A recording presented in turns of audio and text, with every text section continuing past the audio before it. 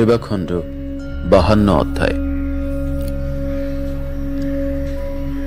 ঈশ্বর কহিলেন, হে নরাধিপ, অন্য আর এক উপাখ্যান কীর্তন করিতেছি। এই ব্যাপার পুরাকালে সংঘটিত হইয়াছিল। এই তীর্থে জনৈক মহাতপা মুনি কুটুম্বগণ সহ স্বর্গ লাভ করিয়াছিলেন।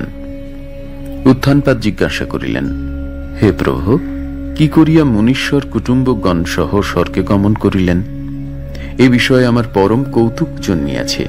হে দেব, আমার নিকট সেই মুনির আখ্যান কীর্তন করুন।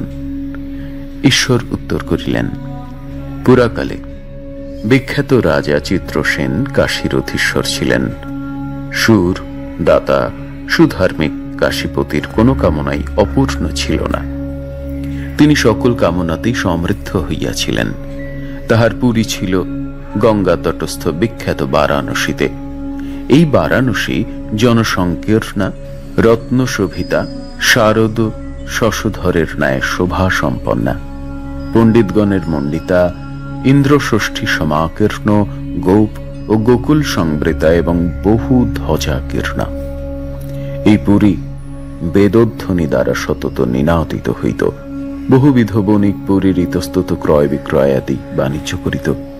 মনোজ্ঞ প্রতিলি সমন্বিত উচ্চ দিব্য দেবায়তন দ্বারা পুরীর মনোহর শোভা সাধিত হইয়াছিল।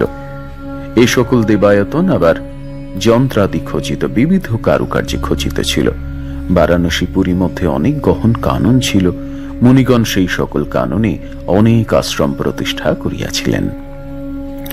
রম্য কানন ভূমি নানাবিধ ফল কুসুম সমন্বিত ও কদলী, পনস, বকুল, তাল, অশোক, আম্র, রাজতরু, কপিত্থ এবং দাড়িম বৃক্ষে সমৃদ্ধ ছিল। এখানে সতত বেদধ্বনি নিনাদিত হওয়ায় এই পুরী অতীব পূত ও মঙ্গলাবহ হইয়াছিল। এই পুরীর উত্তর দিক ভাগে এক সুশোভন আশ্রম বিদ্যমান। বহু মন্দার কাননযুক্ত বলিয়া ত্রিলোক বিখ্যাত আশ্রম ত্রিলোকে মন্দার নামে কথিত হইত। দ্বিজ দীর্ঘ তপা এই মন্দারক আশ্রমে বাস করিয়া সুমহৎ তপস্যা করিতেন। তিনি দীর্ঘকাল অতি তীব্র তপস্যা করিয়া দীর্ঘ তপাখ্যা লাভ করিয়াছিলেন। দীর্ঘতপা পত্নী, পুত্র ও পুত্রবধূ সহ আশ্রমে বাস করিতেন। তাহার পুত্র 5টি। এই পঞ্চপুত্রই প্রযত্নপূর্বক সতত তাহার শুশ্রূষা করিতেন। ইহার মহাতপা কনিষ্ঠ পুত্রের নাম ছিল ঋক্ষশৃঙ্গ। ঋক্ষশৃঙ্গ বেদধ্যয়ন সম্পন্ন, ব্রহ্মচারী, গুণবান, যোগাভ্যাসরত এবং সতত কন্দমূল ও ফলভোজী ছিলেন। মনিতনয় ঋক্ষশৃঙ্গ প্রত্যহ দিবাভাগে বনভূমে গমন করিয়া মৃগরূপ ধারণ পূর্বক মৃগযুথ সহ কাননে বিচরণ করিতেন। দিনাবসানে স্বগৃহে আসিয়া পিতামাতার সমীপে উপনীত হইতেন এবং তাহাদের প্রতি পরম ভক্তিমান হইয়া নিত্য তাহাদিগের অভিবাদন করিতেন।